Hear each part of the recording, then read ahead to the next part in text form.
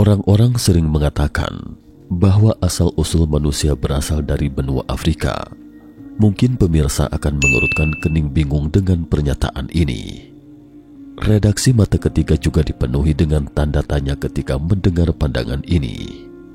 Karena lebih dari sepertiga area Afrika adalah gurun, mungkinkah tempat ini memiliki syarat untuk melahirkan asal-usul manusia? Tapi satu hal yang tidak dipungkiri, di sini memang pernah eksis peradaban kuno yang sangat maju, peradaban Mesir kuno. Namun menurut data terbaru, Mesir kuno mungkin hanya merupakan pencapaian terkecil di antara peradaban kuno berteknologi tinggi lainnya. Pada kenyataannya, peradaban berteknologi tinggi yang tak terbayangkan kita bahkan tersembunyi di bawah tanah gurun pasir ini. Karena sekitar 10.000 tahun yang lalu, gurun Sahara bukanlah padang pasir melainkan sebuah benua yang penuh vitalitas. Hingga suatu hari pada 10.000 tahun yang lalu, sebuah bencana yang tak terbayangkan tiba-tiba melanda dan seketika mengubur bukti adanya peradaban tinggi kala itu. Kini bukan hanya misteri piramida yang belum terpecahkan di gurun Sahara saat ini, mata Sahara yang terkenal juga ada di sini. Lantas kisah seperti apa gerangan di antara asal-usul manusia, mata Sahara dan piramida ini? Hari ini Mata Ketiga akan bincang-bincang sejenak tentang rahasia gurun Sahara, sebuah tempat yang dapat menguak misteri asal-usul manusia. Gurun Sahara. Apa yang terlintas dalam benak teman-teman ketika berbicara tentang Afrika? Kawanan binatang, hutan hujan atau teriknya sinar matahari. Afrika terletak di belahan bumi timur dan merupakan benua terbesar kedua di dunia. Namun benua terbesar kedua di dunia ini memiliki gurun terluas di dunia, yaitu Gurun Sahara. Julukan terbesar di dunia ini bukan sekedar omong kosong belaka. Menurut statistik, luas Gurun Sahara telah mencapai 9,4 juta kilometer persegi atau kurang lebih setara dengan luas negara Amerika Serikat. Di masa lalu, kesan kita tentang Sahara adalah sehamparan gurun yang gersang, sehingga sulit untuk membayangkan ternyata di sini pernah ada sumber air yang melimpah. Pada 2010, ahli geologi menemukan fosil ikan di gurun sebelah barat Sungai Nil. Penemuan itu mengejutkan para ahli saat itu, karena itu berarti area ini dulunya pernah mengandung air. Para ahli geologi kemudian segera mengirim satelit untuk melakukan penelitian, dan tak lama kemudian sebuah data yang menakjubkan mencuat ke permukaan. Menurut data, tidak hanya bagian barat Sungai Nil pernah mengandung air di masa lalu. Pada kenyataannya, segenap gurun Sahara juga dipenuhi dengan sumber air, bahkan pernah memiliki danau terbesar di dunia, Danau Chad. Lebih dari 6.000 tahun yang lalu, luasnya pernah mencapai 388.500 km persegi, sama dengan luas lebih dari 10 pulau Taiwan. Dapatkah Anda bayangkan danau dengan luas lebih dari 10 pulau Formosa Taiwan ini sudah berupa lautan? Dan gurun Sahara bukan hanya sebuah danau besar, tapi juga pernah memiliki sungai terpanjang di dunia. Menurut jurnal Nature Communication terbitan tahun 2015, sekelompok tim ilmuwan Prancis menemukan sebuah sungai yang sangat panjang di Afrika, lebih dari 11.700 tahun yang lalu menggunakan radar satelit. Sungai dan anak sungai ini mengalir ke seluruh benua Afrika. Ini adalah lokasi Sungai Nil saat ini. Piramida Mesir kuno tepat di sebelahnya. Jika satu Sungai Nil dapat menciptakan peradaban Mesir kuno, lalu berapa banyak peradaban yang diciptakan oleh saluran sungai kuno yang melintasi Afrika ini? Sphinx. Sekitar 200 tahun yang lalu, seorang petualang Italia, Kapten Giovanni Battista Caviglia, mengikuti ekspedisi ke Mesir. Saat itu hampir seluruh personel ekspedisi meneliti sekeliling piramida Khufu. Hanya Giovanni yang berdiri di depan kepala manusia dan terus memperhatikan. Tiba-tiba nalurinya seakan berkata bahwa kepala manusia itu sepertinya bukan patung yang utuh. Menurut Giovanni, pasti ada sesuatu di bawah kepalanya. Jadi dia segera mengumpulkan orang-orang untuk menggali tempat ini Dan dari penggalian itu, sebuah patung batu terbesar di dunia pun mencuat ke permukaan. Menurut pengukuran, tubuh singa memiliki panjang 73 meter, lebar 19 meter dan tinggi 20 meter, atau setara dengan panjang pesawat sipil Boeing 747. Patung itu diukir dari sebongkah batu utuh. Karena ukuran singa yang begitu besar sehingga membuat orang-orang penasaran siapa gerangan sebenarnya yang membuat Sphinx sejak ratusan tahun lalu itu. Sayangnya para arkeolog masih belum dapat mengetahui dengan pasti jawaban atas pertanyaan ini karena tidak meninggalkan teks apapun di patung Sphinx. Bahkan sejarah Mesir juga tidak pernah mencatat dinasti mana yang membangunnya. Satu-satunya adalah sepotong dream stele atau prasasti mimpi atau prasasti Sphinx. Tapi prasasti mimpi ini hanya mencatat tentang seorang Firaun Mesir Thutmose IV. Thutmose IV adalah putra Amenhotep II dan awalnya bukan penerus tahta yang dipilih. Menurut tulisan di prasasti, suatu hari ketika Thutmose sedang berburu, dia merasa lelah dan beristirahat di bawah bayang-bayang kepala Sphinx. Karena saat itu tubuh bagian bawah masih terkubur dalam pasir, dia segera tertidur dan bermimpi. Dalam mimpi itu, Re-Harakte, dewa matahari yang mengambil wujud Sphinx, berbicara kepadanya seperti seorang ayah pada putranya. Dia berjanji untuk memberikan Thutmose jabatan raja jika dia mau membersihkan pasir yang menyelimuti monumen itu.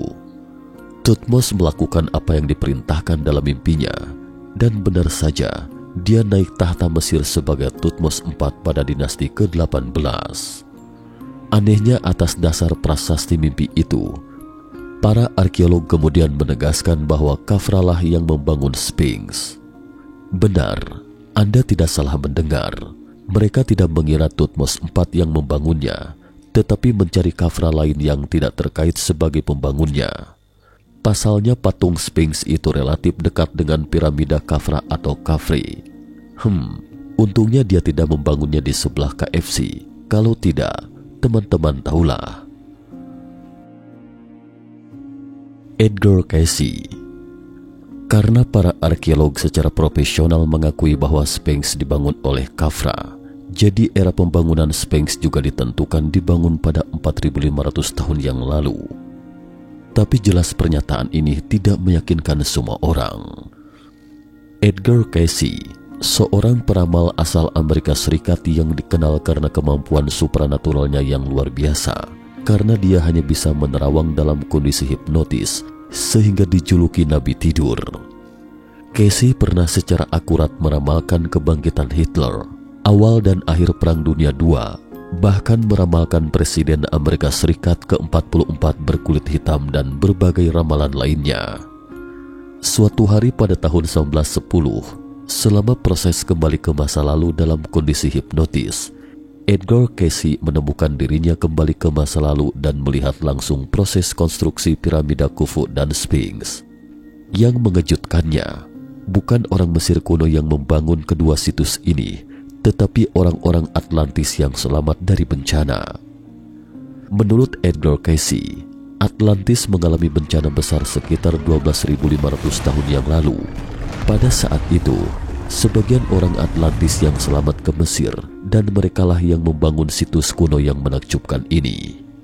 Tidak hanya itu, Edgar Cayce bahkan mengatakan dengan nada menakjubkan bahwa ada Hall of Records di bawah patung Sphinx yang menyimpan semua kecerdasan bangsa Atlantis dan sebab sebenarnya yang menghancurkan mereka.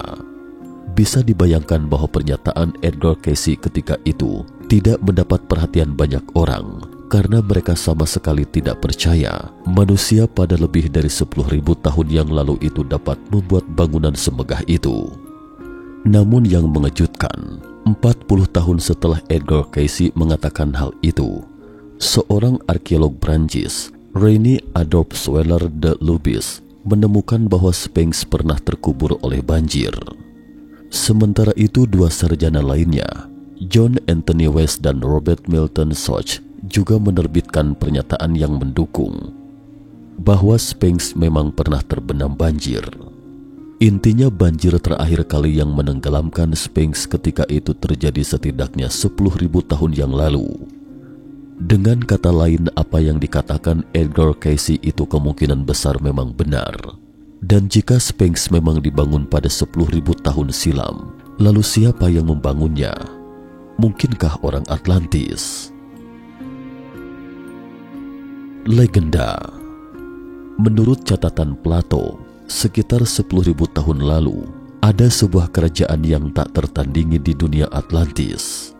Mereka tiba-tiba muncul di zaman purbakala dan menjadi kerajaan terkuat di muka bumi dengan kecepatan yang tak terbayangkan.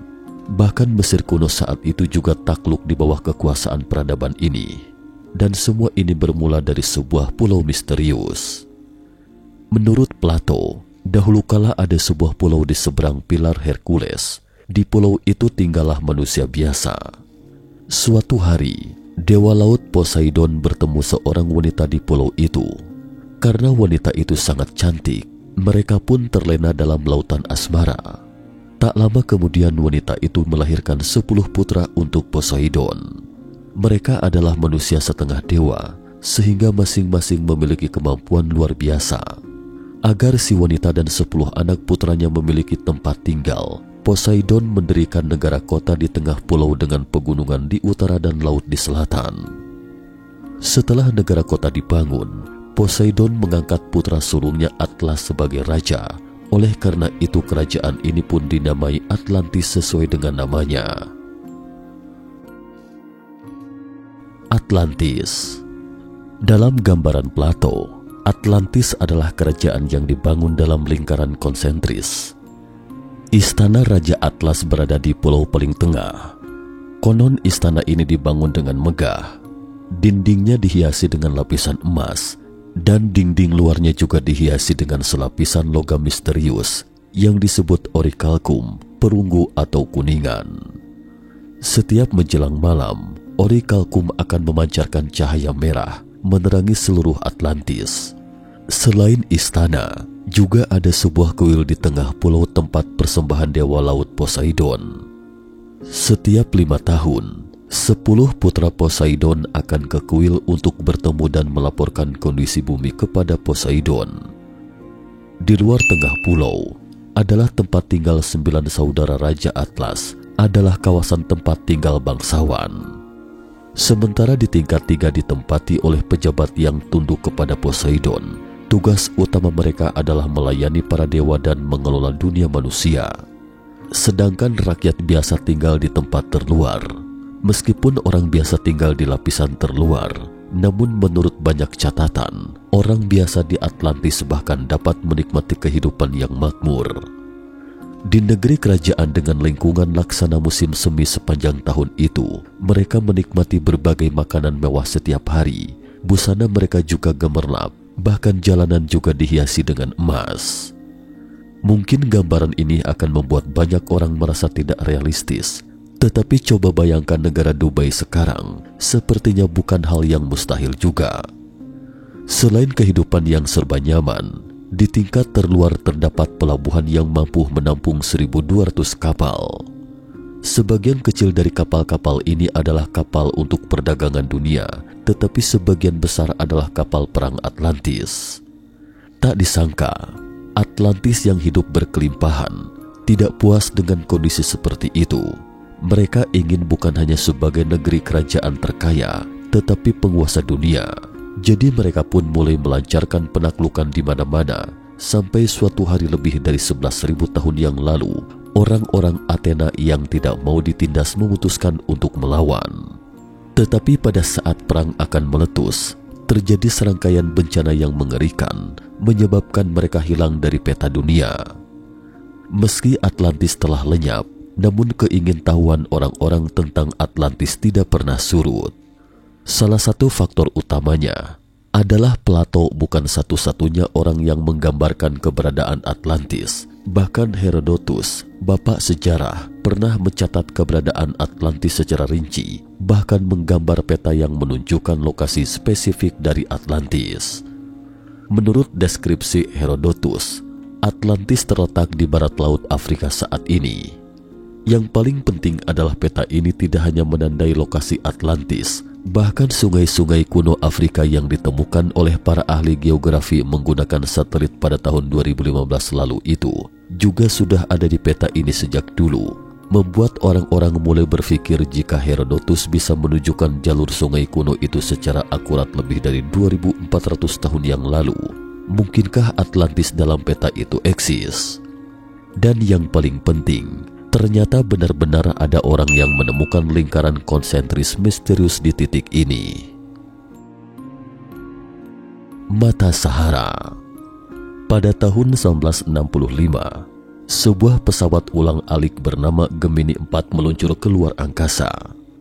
Misi ini terutama mengelilingi bumi di luar angkasa, tetapi tak disangka seorang astronot terkejut melihat sebuah mata ketika pesawat ulang-alik berada di langit Afrika. Di tengah keterkejutannya segera mengambil foto itu. Awalnya para ahli NASA mengatakan bahwa itu pasti hasil dari dampak hantaman meteorit atau letusan gunung berapi. Tapi tak lama kemudian, kedua pandangan ini pun disingkirkan karena kawah itu jelas terlalu dangkal jika terkena hantaman meteorit. Apalagi letusan gunung berapi lebih tidak mungkin, karena bukan hanya tidak ada lahar vulkanik, bahkan tidak ditemukan materi semburan letusan gunung berapi. Hingga akhirnya para ilmuwan dari berbagai kalangan memberikan kesimpulan. Mereka menyimpulkan bahwa tempat ini adalah geografi alami. Adapun apa yang menyebabkan dampak seperti itu, mereka belum dapat memastikan. Lagi-lagi itu akan menguras otak para ilmuwan. Jelas foto ini pun dilupakan seiring berlalunya waktu di era informasi yang belum berkembang ketika itu. Sampai pada tahun 2000, beberapa ahli okultisme tiba-tiba menemukan bahwa bentuk geografis yang disebut Mata Sahara ini sangat mirip dengan rupa Atlantis yang digambarkan oleh Plato. Menurut catatan Plato, Atlantis memiliki beberapa karakteristik seperti berikut. Pertama, Atlantis dibangun secara konsentris, jelas cocok dengan bentuk Mata Sahara ini. Kedua, menurut Plato, diameter Atlantis adalah 127 stadion. Stadion adalah satuan ukuran panjang zaman Yunani kuno. Satu stadion sama dengan 185,4 meter ukuran saat ini. Jadi 127 stadion itu sama dengan 23,55 kilometer. Kebetulan, diameter Mata Sahara ini ternyata 23,5 km. Pada petunjuk ketiga, Plato menyebutkan bahwa di sebelah utara Atlantis ada pegunungan dan laut di sebelah selatan. Gunung yang disebutkan ini sesuai dengan poin pada Mata Sahara. Hanya poin terakhir, yaitu ada laut di sebelah selatan ini, menjadi sebagian yang terus diperdebatkan komunitas ilmiah. Beberapa orang menyebutkan bahwa fitur geografis di sini jelas ada bekas erosi air, tetapi lainnya berpikir bahwa jika memang di sini dulunya pernah mengandung air, pasti ada bukti lain selain fitur geografis, seperti misalnya fosil makhluk bawah air dan semacamnya. Sayangnya para ilmuwan pada saat itu tidak menemukan bukti fosil biologis, sehingga belakangan tidak ada tindakan selanjutnya. Sampai pada tahun 2019, setelah lebih dari 20 tahun penelitian, sebuah tim ilmiah Amerika Serikat mengkonfirmasi bahwa memang ada jalur laut yang dapat melintasi gurun Sahara di Afrika Barat 50 juta tahun yang lalu.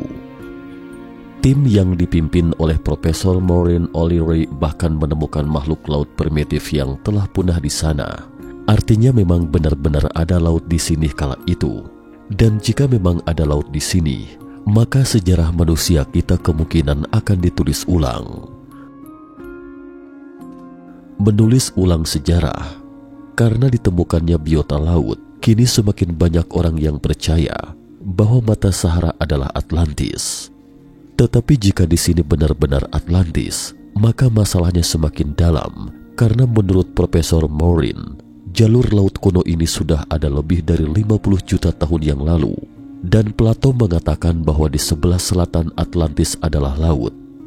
Bukankah itu berarti sejarah keberadaan Atlantis itu kemungkinan adalah 50 juta tahun yang lalu? Berdasarkan petunjuk di atas, mau tak mau kita pun bertanya-tanya, Apakah Atlantis itu benar-benar pernah eksis, pernah ada di atas mata Sahara saat ini? Selama jutaan tahun mereka menguasai bumi ini sampai setelah bencana yang tidak diketahui terjadi. Orang-orang Atlantis yang selamat mulai melarikan diri kemana-mana. Ada yang melarikan diri ke Maya dan lainnya melarikan diri ke Mesir. Karena menurut para arkeolog, kedua peradaban itu muncul hampir bersamaan. Coba bayangkan, kedua peradaban ini dipisahkan satu sama lain oleh benua dan lautan. Tetapi seberapa besar kemungkinan mereka dapat muncul pada waktu yang hampir bersamaan? Kecuali jika mereka berasal dari tempat yang sama. Jika dicermati lebih dalam, akan ditemukan bahwa kedua peradaban ini seakan memiliki kontak batin, sama-sama tidak meninggalkan cara dan tujuan mereka membangun piramida.